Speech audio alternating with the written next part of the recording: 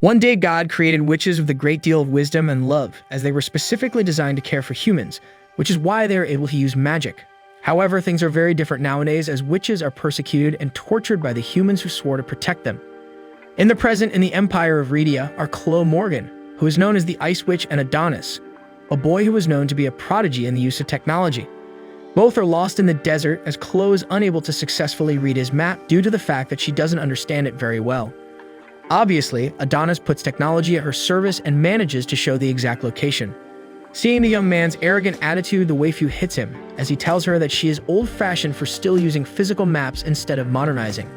Instead of making a fuss, Adonis is embarrassed, as he is tired of running from place to place. Chloe reminds him that she is a witch and must constantly hide if she doesn't want to be caught by humans. Chloe notices that this not only causes discouragement in the young man, but Adonis is starting to get fed up with this situation. Chloe manages to distract Adonis momentarily by telling him that they just need to find a place where witches are accepted. She also teases him by telling him that he should fall in love with someone his own age. Obviously, Adonis blushes and flatly denies being in love with her. Anyway, he never ceases to be surprised by Chloe's attitude, as the waifu keeps smiling despite being constantly pursued. Unfortunately, the peace is suddenly interrupted as a squadron from the Rhedia Empire begins to chase them. In Rhedia's empire, Emperor Goth is warned not to be reckless in his attempt to hunt down the Ice Witch, as she is capable of defeating a squadron with no trouble. Goth reacts arrogantly to this, for which the subordinate receives a beating. However, time proves Goth's subordinate right, as Chloe had no trouble dealing with the squadron. Adonis is annoyed with the waifu, as she takes over everything and doesn't let him participate in the fights. In fact, Adonis proves that he is capable of using magic and seizes the moment to challenge the waifu, but she simply ignores her. Adonis knows that the waifu won't let him fight because of her hatred, as he is capable of ending the lives of those who endanger her waifu, while she constantly tries to protect humans. This moves Adonis to tears, so the waifu embraces him emotionally. Unfortunately, the peace is interrupted almost immediately, as a hidden locator is activated and everything starts to become problematic. Chloe and Adonis are lifted by lightning, so Chloe was terrified, as she had suspicions that this technology was being produced by the Empire, but didn't know that they had already fully developed it.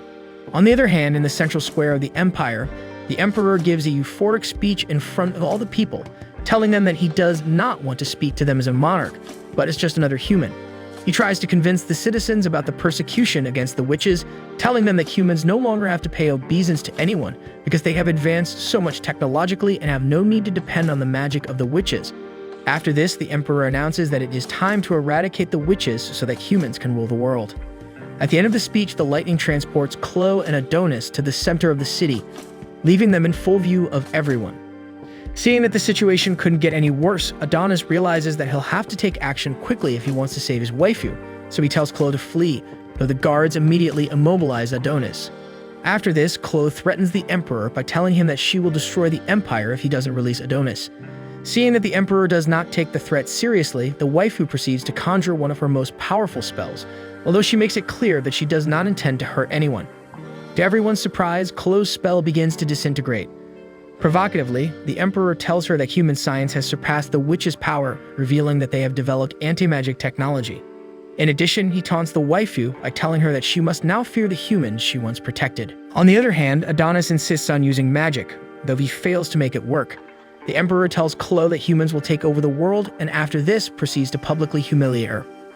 All the slugs in the place have their imaginations run wild at the sight of the waifu's body on public display, so Adonis is furious and does his best to stop the abuse. The scene angers the Emperor, so he orders Adonis' execution.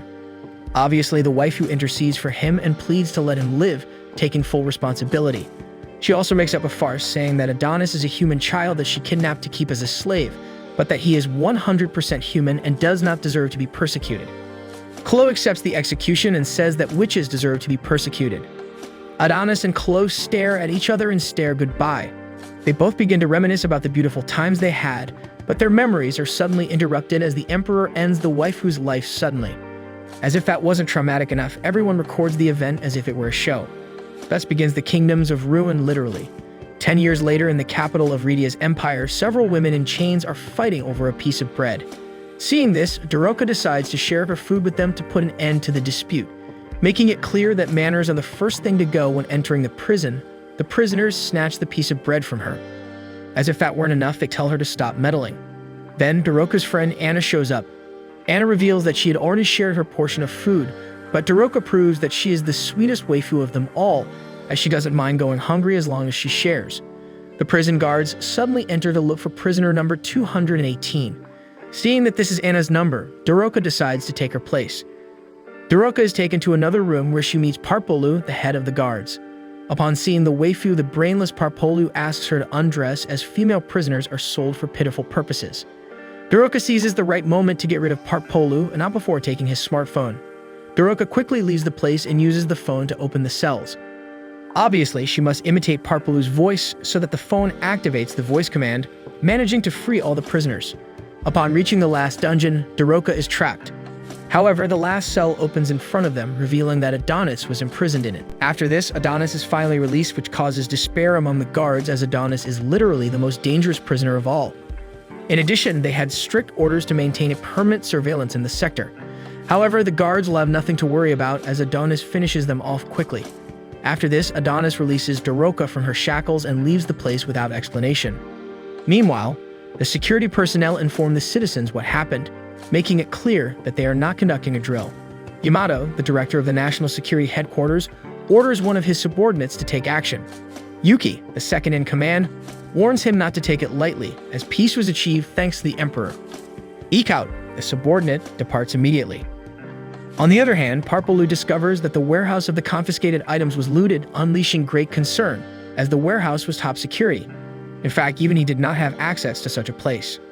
The warehouse housed an extremely dangerous artifact, the feather of Adonis. Meanwhile, Adonis wreaks havoc throughout the city as he destroys everything in his path with his magical writing. On the other hand, the escaped prisoners are massively eliminated by Ikout, although the real target of the executioner is Adonis. To his good fortune, Ikout is informed of Adonis' whereabouts, so he decides to leave. However, before leaving the place, he ends Parpolu's life. Despite fulfilling his desire for revenge, Adonis knows that Chloe would not be happy about what he is about to do, but he will never forget what happened 10 years ago. After this, Adonis summons a giant from the earth, which, while destroying everything in its path, serves as Adonis' transport. Obviously, Adonis' goal is to reach the Janus to take revenge on the Emperor. For this reason, Yamato is forced to put the security forces in a state of emergency. In addition, he asks to use the device they used 10 years ago to suppress magic, but since it has not been used since then, no one believes it still works. Adonis advances in epic fashion towards the center of the city, further alarming Yamato. Fortunately, a timely flashback explains why Adonis is able to do all this even though he was only an apprentice when he was imprisoned. Adonis spent 10 years conducting scientific studies inside his mind, evaluating the best possible scenarios to come up with his revenge. In addition, it is revealed that Adonis is not capable of using magic as he is not a sorcerer, but he is capable of using magical formulation, which is very similar. In the present, Adonis carries out a massacre, but realizes that revenge does not make him feel any better. The security forces realize that Adonis is in the giant's palm, so they rain down a hail of projectiles on him. Meanwhile, Doroka heroically saves a child and decides to take matters into her own hands. Removed from reality, the Emperor complains about the scandal in the streets as they have interrupted his sleep. In fact, it is revealed that the Emperor's health is seriously deteriorated. However, he seems to accept this as divine punishment, as he is not the least bit sorry for what he did to the witches. The Emperor notices that the rain is coming, and his wife tells him that the rain will wash away his years of fatigue, kissing him on the forehead. The Emperor replies that as a flower that bloomed in the midst of the slaughter, his queen. Meanwhile, Adonis eliminates one of the soldiers with his own hands. The soldier regrets not having eliminated Adonis in the past, not knowing that Adonis would have wished the same. Doroka arrives on the scene at that moment and asks Adonis to stop the massacre, as much innocent blood has been shed. Hearing this, Adonis ends the soldier's life. Doroka is terrified at the sight of Adonis' inhuman heart, but this only makes the immature and ecstatic young man laugh. According to Adonis, all humans are evil, no exceptions. Doroka tells him that Chloe would not have shared his worldview, which makes Adonis furious. In fact, the young man begins to feel a deep hatred for Doroka, as he believes she is just buying time. However, the waifu tells him that she is also a witch, so she uses some magic to prove it. Hearing this, Adonis is dumbfounded. Doroka knows that what she just said sounds crazy, but she promises that she is telling the truth. Adonis doesn't believe her, as he is reluctant to believe that there are still witches alive. Adonis replies that nothing will bring Chloe back, but is dumbfounded to hear that Daroka has a plan to revive Chloe and literally infiltrated the place to carry it out. Unfortunately, Daroka is suddenly eliminated at that very moment. A timely flashback sets the story in the past, revealing that Daroka experienced firsthand the havoc wrought by the Empire's soldiers. Fortunately for her, a witch named Mia saved her from being caught. Unfortunately, the waifus found out the hard way what was happening in the Empire, as they tried to use magic to defend themselves from the human attacks, but they quickly realized that human technology was capable of overriding magic. Ophelia, a witch who lived on the outskirts, could help them, but Daroka does not know her whereabouts, so Mia proceeds to explain to her how to get there since she is injured and will not be able to accompany her. Seeing this, Daroka is deeply saddened and sets off on her journey, while Mia is left at the mercy of the soldiers. Back in the present, Daroka takes advantage of her last breaths to explain to Adonis the ritual to revive Chloe, but the soldiers arrive at that precise moment and finish her off. After this, Adonis uses his magic writing to defend himself from all the soldiers surrounding him. Moreover, he's able to mirror each of the soldiers' attacks, proving that they would not be able to defeat him even if they tried 1,000 times. In fact, Adonis not only defeats all the soldiers in the place, but also ends the life of the sniper who had attacked Daroka. The director nervously asking to rush second-in-command Yuki and activate the DM device, the pinnacle of science that defeated the witches. Yuki is excitedly on the spot because it could be useful to her brother, which embarrasses the director. However, Yuki's attempts are threatened by a group of scientists led by Theta. Obviously, Yuki tries to negotiate diplomatically with the scientist. Yuki telephones her brother so that Theta could explain the situation to him. To Director Yamato's surprise, the DM device was listed as non-viable, but that information is so confidential that only a couple of people know about it. Moreover, she reveals to him that such a decision is due to the fact that the device is extremely harmful to humans. Obviously, Yamato understands that the DM device could bring irreversible environmental damage, and that only witches could save them in such a situation. However, Yuki boldly sneaks out to activate the device as she believes that Adonis can literally wipe them all out. Despite Theta's attempts, Yuki manages to activate the device. After this, Adonis is left completely vulnerable as his magic no longer has any effect. Unfortunately, activating the device caused severe injuries to Yuki and Theta, but the waifu tells Yamato that Adonis must be subdued at all costs. The squad of soldiers seizes the moment to pursue Adonis, but a waifu from the squad takes the lead and rushes to corner Adonis. The building collapses at that precise moment and divides the battlefield, leaving Adonis alone with the waifu. She finishes him off with a single blow and returns to her companions with the evidence necessary for them to believe her. The entire city celebrates Adonis' demise while mourning the enormous number of casualties he left behind. Director Yamato begins to speak to all the units, telling them what a good job they did defeating the witch's apprentice, but that it is too early to celebrate, that they should first recover the body and confirm the damage suffered in the city, that they should collaborate with a rescue team and help the victims. The director looks through the camera at the girl who killed Adonis. The soldiers confirm to him that she is a new infantry recruit, that's why she was so young. When they were about to investigate her, the director stops him and tells them to contact Theta and Yuki immediately. The Emperor reveals to the whole city the story of Adonis, while publicly apologizing for not having finished him off sooner. Days later, the intelligence service continues to investigate the facts. Oz, the agency's director, receives shocking news from Charmy, the head of the investigation. To everyone's surprise, the body found on the battlefield was a fake. A flashback reveals that the supposed murder of Adonis had been nothing more than an elaborate facade by the group of witches. Anna, the waifu who was with Daroka in the prison, set up a fake scenario for Ophelia, the leader of the witches, to use a teleporting spell. Adonis awakens, falls to the ground in fright, and Ophelia embraces him. After scanning the place with his eyes, Adonis realizes that he is in the land of the witches and no longer has anything to fear. Later, Ophelia gives Adonis an enormous amount of information. However, Adonis has a question for every answer, so he instigates Ophelia again and again. In addition, Adonis seizes the moment to learn more about Chloe's past, as the waifu had confessed that she left the witches' country involuntarily. Ophelia dispels the young man's doubts, since she herself was in charge of expelling Chloe, because the waifu broke one of the biggest rules, teaching magic to a human. Obviously, said human is none other than Adonis. After this, Ophelia reveals that she has Adonis' magic feather in her possession. Obviously, the young man becomes desperate to take his feather back and ends up making a fool of himself. Ophelia reveals that the feather is a masterpiece created by a brilliant mind, making it clear that only a witch with Chloe's talent could do such a thing, since the feather is imbued with magic so that Adonis would be able to manipulate it. After this, Ophelia reminds Adonis that there is a way to revive Chloe, She also reveals that they are safe from humans, as 10 years ago they built Lunamilia, a magical platform that keeps them hidden. Next, Ophelia leads Adonis to Meadow, a tree that is capable of spawning witches. Meadow is the last tree of the species, as humans have taken it upon themselves to destroy them. He further reveals that said tree is not only capable of creating witches, but can also be used to shape all kinds of thought. This makes it clear that Adonis could imbue Chloe's memories with magic, and the tree would be able to bring her back to life. After this, Ophelia leaves the scene and gives the young man time to think. Adonis lies down on the grass to think, but Anna interrupts him to speak. He treats her unkindly and selfishly, telling her that he has nothing to be grateful for.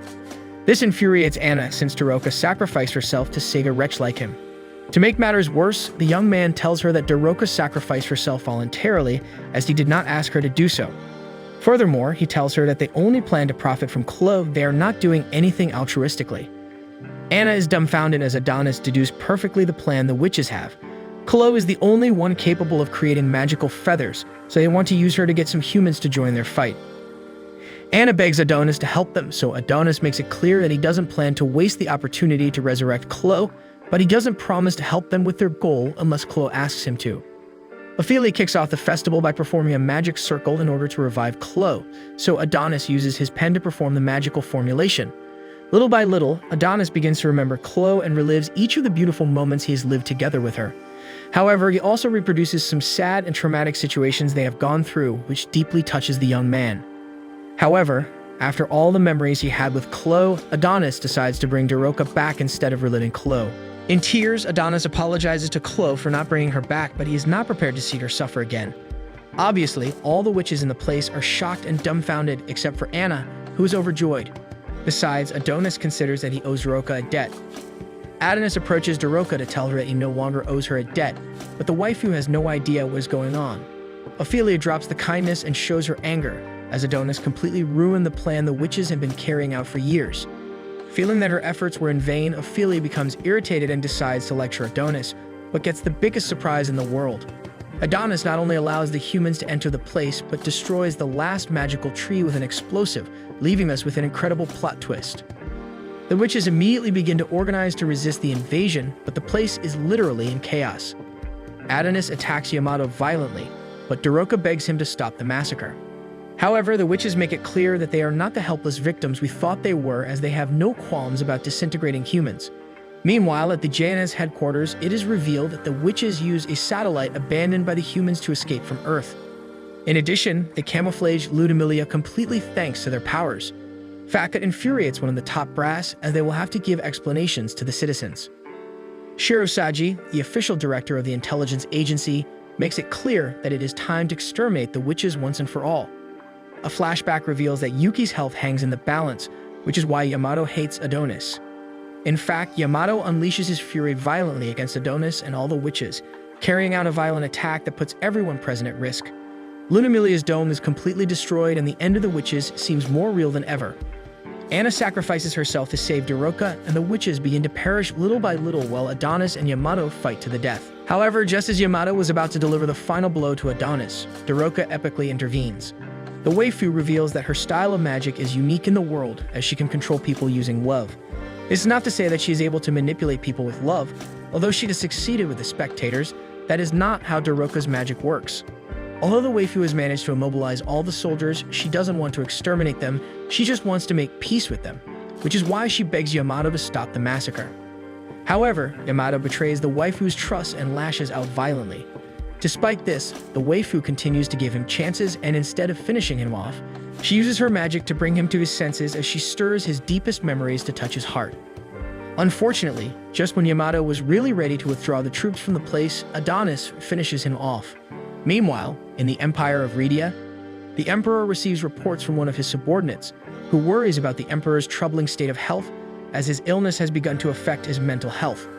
The Emperor literally acts like a baby upon seeing his wife, though it is revealed almost immediately that she is a witch.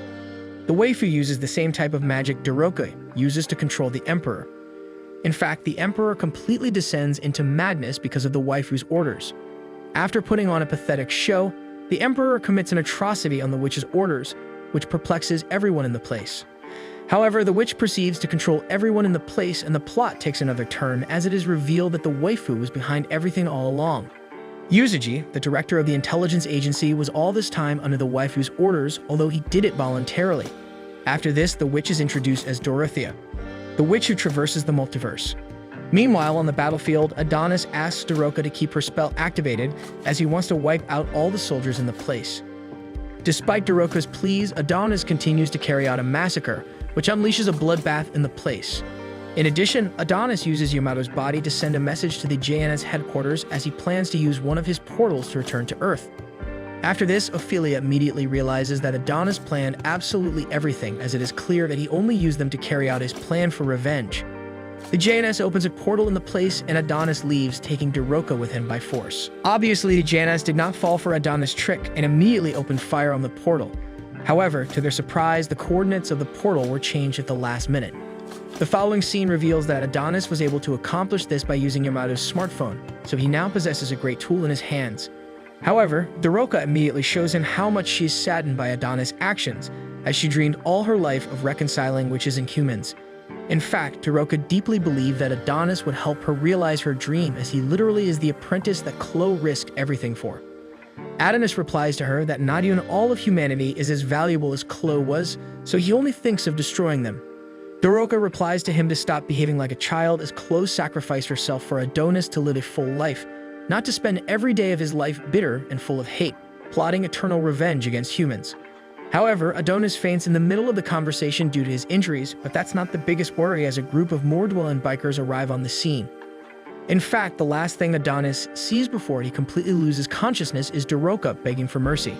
The next day, when Adonis regains consciousness, he realizes that his wounds were treated by the bikers. Punch, the gang leader, explains to him that he is in the Wasteland, a precarious civilization that does not fit in with the Redia Empire and its futuristic society.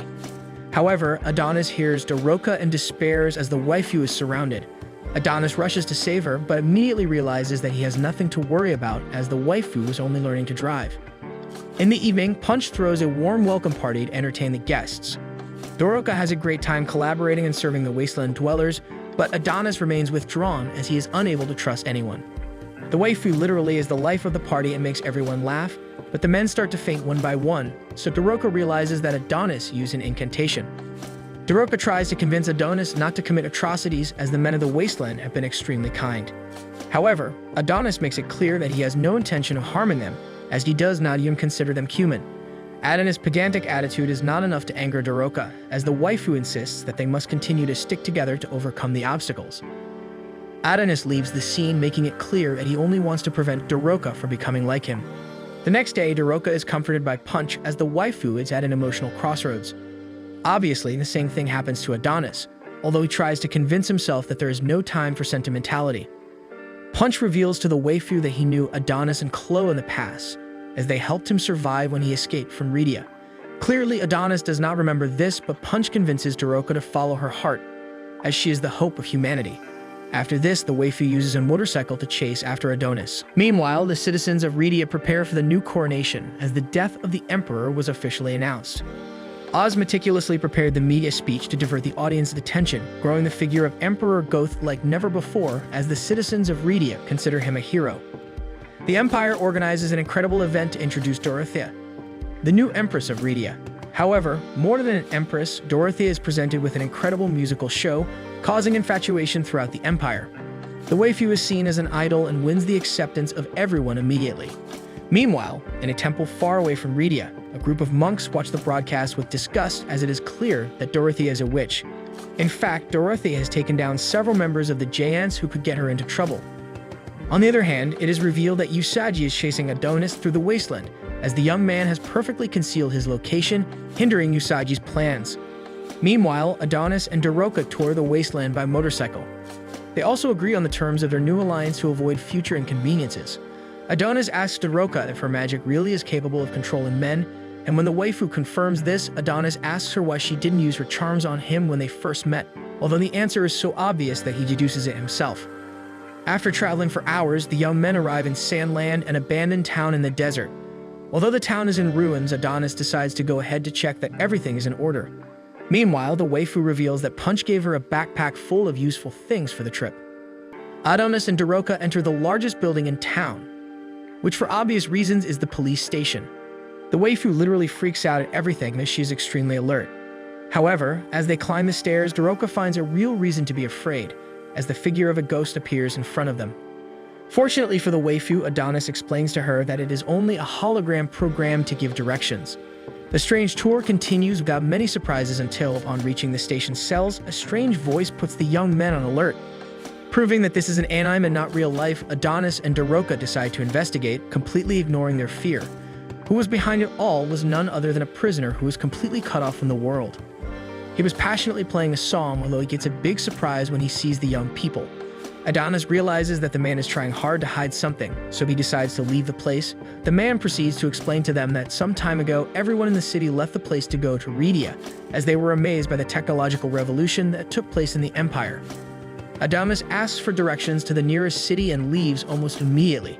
As he leaves, Doroka begs him to help the man, but Adonis gives him a new picture of the situation. That man is just waiting for death, as he has lost the most precious thing he had.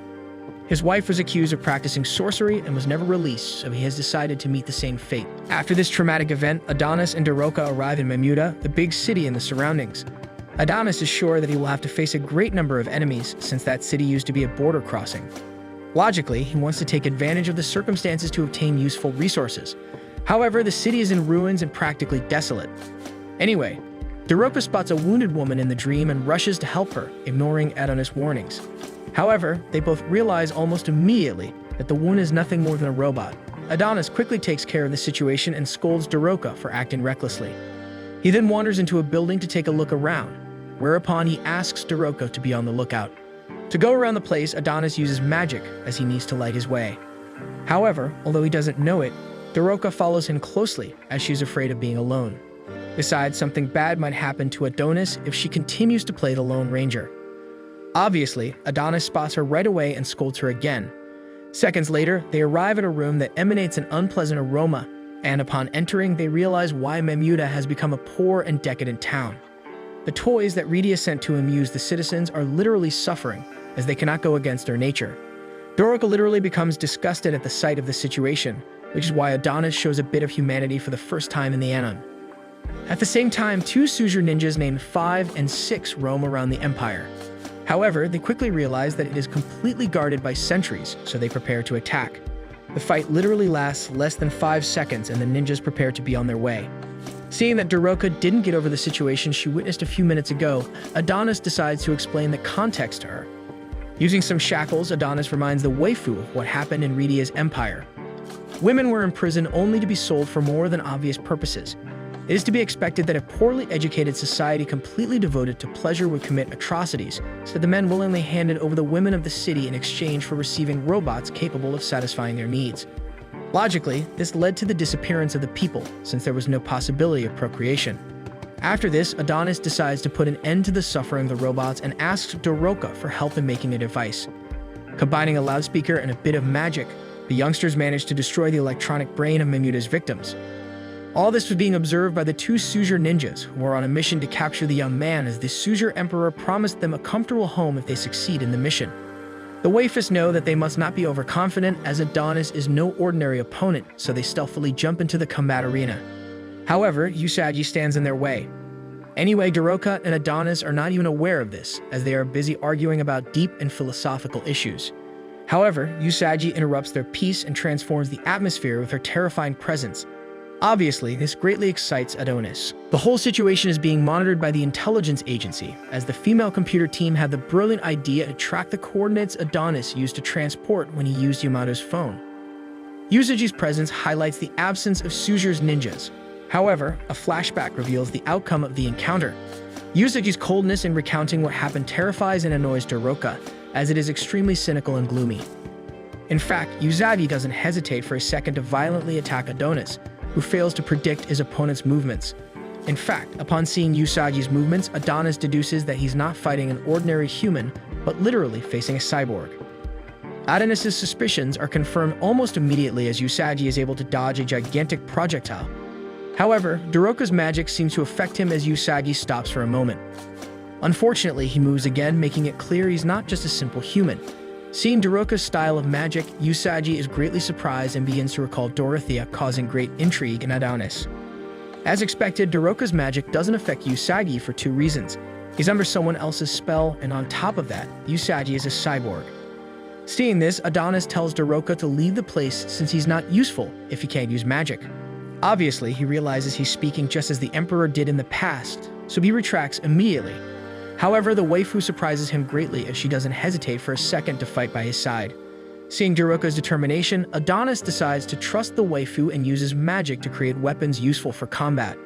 Before starting the epic battle, Adonis makes it clear to Doroka that the sword she has is capable of destroying and piercing any element, so she must be extremely careful.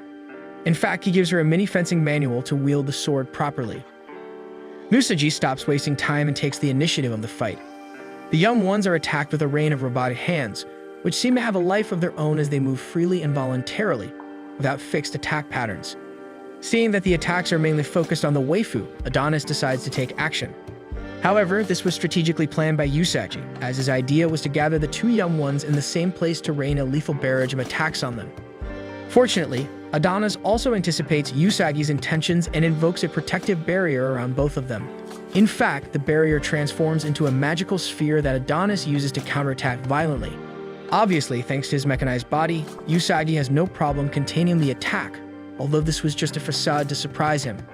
Adonis and Doroka devise a brilliant plan to catch Usagi off guard, and although the attack is somewhat effective, Usagi doesn't receive the final blow and manages to shake off the young ones.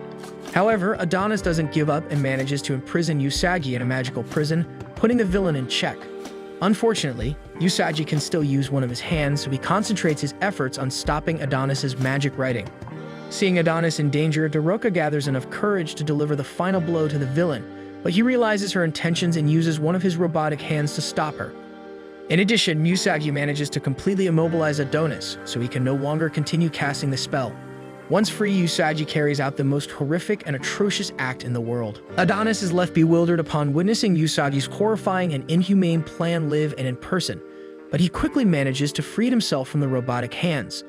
Adonis dashes at full speed to aid his waifu, believing he can still stop Usagi in time.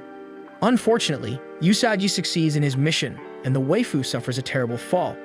When Adonis finally manages to reach her, he realizes it's too late. Doroka has lost her eyesight and can no longer see anything. Adonis despairs at the sight of the massive amount of blood the waifu is losing, unable to think of a way to stop the bleeding. The waifu tries to persuade him to leave the scene, fearing that Adonis might lose his life in the battle. However, consumed by hatred and a thirst for revenge, Adonis has only one thing in mind: ending Usagi's life. To make matters worse, the villain continues to act provocatively and humiliatingly, driving Adonis into a complete frenzy. The fight becomes wilder and more frenetic than ever, but Adonis is only devising a plan to stop Doroka's bleeding, thus needing to buy time. Additionally, he must battle his own fears and insecurities. However, thanks to a brilliant counterattack, he manages to deflect Usagi's attacks, forcing Usagi to exert great effort to dodge them. Seizing that precise moment, Adonis takes Doroka and brings her to safety, causing Usagi to lose sight of them. Adonis has no choice but to use the fire from one of Usagi's robotic arms to stop Doroka's bleeding. Through the painful and traumatizing procedure, Adonis successfully seals Doroka's wounds. As expected, the situation causes Doroka to momentarily lose consciousness, deeply lamented by Adonis. However, he refuses to remain idle and uses his feather to perform a new invocation. Usagi is suddenly caught off guard by Adonis, who invokes the giant he used to destroy the Redia Empire. Obviously, Charmy warns Usagi to flee as the destructive capacity of this giant is immeasurable, but the director disregards the warnings. To wipe the mocking smile off Usagi's face, Adonis tells him that he will personally make Dorothy suffer. The fight becomes so intense that both are on the brink of exhaustion. Adonis's giant promised much but is quickly destroyed. Usagi constantly takes advantage of his incredible speed. Moreover, he sees Adonis as unworthy of using magic. In fact, he believes Adonis' type of magic is nothing but a cheap imitation, using his robotic hands to deliver the final blow. Doroka suddenly regains consciousness, desperately searching for Adonis. Failing to see anything, she stumbles almost immediately, but to her surprise, Adonis appears before her. Unfortunately, the young man is completely at Usagi's mercy. Despite being unable to see, Doroka understands perfectly what's happening. Usagi violently throws Adonis and leaves him on the brink of death. Then he brutally punishes Doroka, using his robotic hands to humiliate her, as he harbors a deep aversion towards her for being the only person in the world capable of using the same type of magic as Dorothea. In fact, a flashback reveals how Usagi met the queen and explains why he is obsessed with her. Doroka pleads for forgiveness for Adonis, trying to justify her actions by talking about his past. However, Doroka seems to achieve the opposite effect as she fails to convince Usagi, but convinces herself that humans deserve Adonis' hatred. Adonis witnesses all of this live and in person, leading to a strange and cunning request. The young man is completely immobilized due to his injuries, but Doroka's magic can control men like puppets, so Adonis comes up with the brilliant idea of submitting to Doroka's spell to regain his strength. Although Doroka had promised not to do it, she realizes there is no other alternative, so she decides to enchant Adonis despite this meaning the young man must temporarily give up his love for Chloe. At that precise moment, Adonis accesses Doroka's memories and immediately understands why the waifu acts so pure and innocent. Doroka was bullied by her peers, as they considered her type of magic vile and despicable. To prevent her peers from hating her, Doroka promised never to use her powers for malicious purposes. Adonis tells Doroka she must leave behind all those horrible memories, making it clear that her peers never understood Doroka's true potential. Adonis thanks Doroka for accompanying him and asks her not to hold back when using her magic on him, so Doroka unleashes her powers without restraint and completely heals Adonis' wounds. In fact, the young man becomes practically invincible as he gains unlimited magic. Adonis sends chills down Usagi's spine as it's evident that the young man has undergone a massive power growth and the level difference between them is staggering. Adonis humiliates Usagi repeatedly, causing the villain to finally lose his mocking smile. Indeed, Usagi's arrogance turns into fear.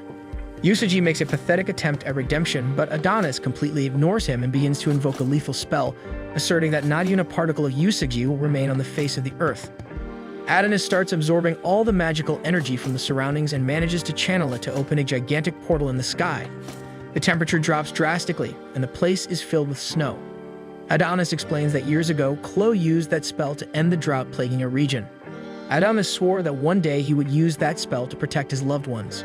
On the brink of death, Usagi tries to attack the young ones with his robotic hands, but Adonis effortlessly controls the attack with his ice magic. Seeing his end approaching, Usagi has no choice but to try to convince Doroka that Adonis will lose his life if exposed to such a spell, but the waifu tells him that not even all the ice in the world could freeze Adonis, as he is surrounded by blazing flames. Usagi uses his last energies to try to stop Adonis, but it's already too late. The young man completely channels the spell. Following this, an icy absolute zero strikes the entire place, enveloping everything in ice. Usagi is buried under ice, and Adonis summons a magical armor to protect Doroka. The absolute zero begins to spread everywhere, freezing even the remotest places. Indeed, even the inhabitants of the wasteland notice this as they witness live how the polar wave completely envelops the desert, rushing to take shelter. Following this, the National Intelligence Agency despairs as their director has ceased to show signs of life. Moreover, satellites and drones across the region have detected the drastic temperature change, and the JNS is put on alert, with Director Oz appearing to warn that the Ice Witch's apprentice should not be underestimated. The snowstorm was so impressive that the entire desert was covered in snow as if it were a tundra. Obviously, this worries Punch as he believes Adonis and Doroka are behind it. Meanwhile, the young ones receive an emotional and dreamlike visit as Chloe's figure appears in the place to affectionately embrace them. Adonis feels this embrace and sees a part of Chloe's spirit before it disappears completely. Following this, Doroka notices that her body was protected by a magical armor, so she thanks Adonis. Additionally, she undoes the love spell she had cast on him, causing the young man to collapse from fatigue. After this, Usagi takes advantage of the moment to say his last words before being completely disintegrated. He only wants Dorothy to know that he has done everything possible to carry out her will. Upon hearing this, Adonis promises Doroka that he will do everything possible to restore her sight. As if unaware of what is happening, Dorothy travels through the Empire exercising, attracting the attention of all citizens. Literally, the entire city is at her feet as everyone is focused on her even when she does normal activities like jogging in the park. Upon returning to the palace, her subordinates beg her to be careful when going out into the street. But she replies that there is not a single human being in the entire city who dares to harm her. The waifu literally lives like a celebrity within the palace and has everyone under her servitude. Additionally, it is revealed that she is about to publicly declare her enmity with all the nations of the earth, as she will not tolerate any kind of insubordination. On the other hand, Adonis takes advantage of being in the most beautiful place in the world to apologize to Doroka, as he was the cause of everything that happened to her. In fact, he is the cause of everything that has happened in the world in recent weeks. The waifu tells him that she could understand him better than ever thanks to the time he was subjected to her spell. However, the young man tells her not to worry as he willingly submitted to her spell, and although it's hard for him to admit it, he wouldn't have been able to defeat Usagi without her help. Adonis puts a bandage on the waifu to cover her blindness, giving all viewers one of the most emotional moments of the anime. Additionally, Adonis acknowledges that he also understood Daroka better thanks to her spell, which has created a unique bond between them. However, Adonis says that Daroka's spell has not affected his feelings for Chloe, so he shatters Daroka's illusions. Nonetheless, the young man uses Daroka's blindness as an excuse to take her hand, arguing that she could have an accident walking on the ice. Following this, the young ones embark on a new journey. The end! Thanks for watching. Please like, subscribe, and click the bell icon to get new anime recaps.